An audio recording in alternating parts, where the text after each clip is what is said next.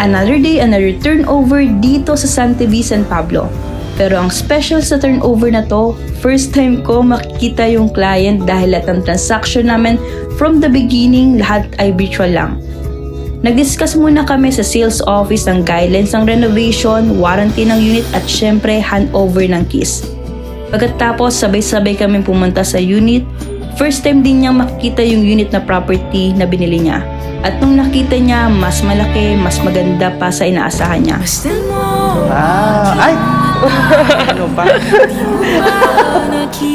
Sobrang happy ng client. Nag-explain pa yung engineer tungkol sa unit at kitang-kita mo yung excitement. And finally, tapos na ang turnover. Thank you! Ayan. Congratulations, Sir Maki, and welcome to Santa V. Ikaw, gusto mo rin ba magkaroon ng bahay? Message me and let's make it happen.